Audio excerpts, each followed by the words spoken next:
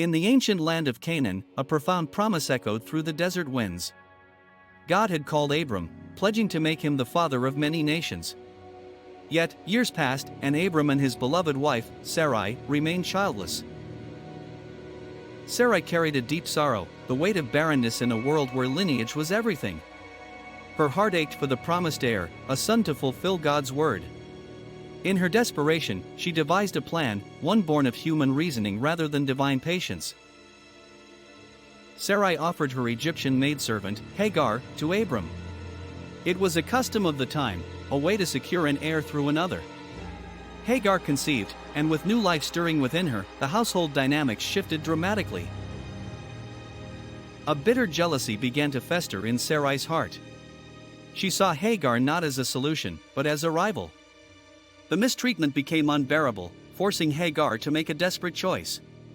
She fled into the vast, unforgiving wilderness. Alone and vulnerable, Hagar wandered, weary and carrying the precious life within her. The desert stretched endlessly, a symbol of her despair. She sought refuge by a spring, her spirit broken, her future uncertain. It was there, in her deepest moment of need, that a divine messenger appeared. An angel of the Lord spoke to her, calling her by name.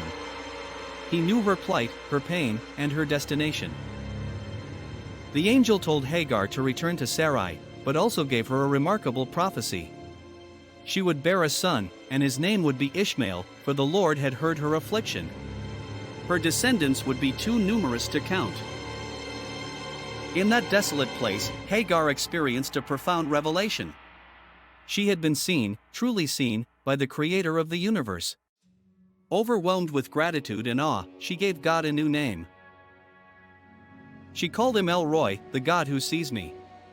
This was not just a theological concept, it was a deeply personal encounter. Hagar, the marginalized, the fleeing servant, was known and cared for by the Almighty.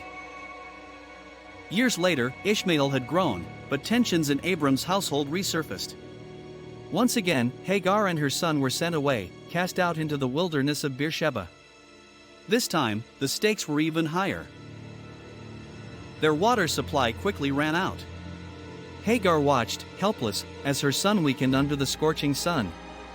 She laid him under a bush, unable to bear the sight of his suffering, and wept bitterly. Her cries mingled with the silent anguish of her son. It was a moment of utter despair, a mother's heartbreaking. But even in that desolate place, God was listening.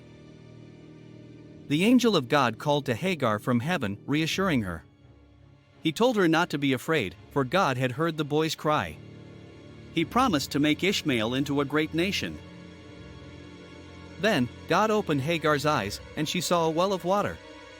A miraculous provision in the barren land. She filled her water skin, giving life-sustaining drink to her son. Hagar and Ishmael walked on, not into an unknown void, but towards a future promised by God. Their journey continued, marked by divine intervention and unwavering hope.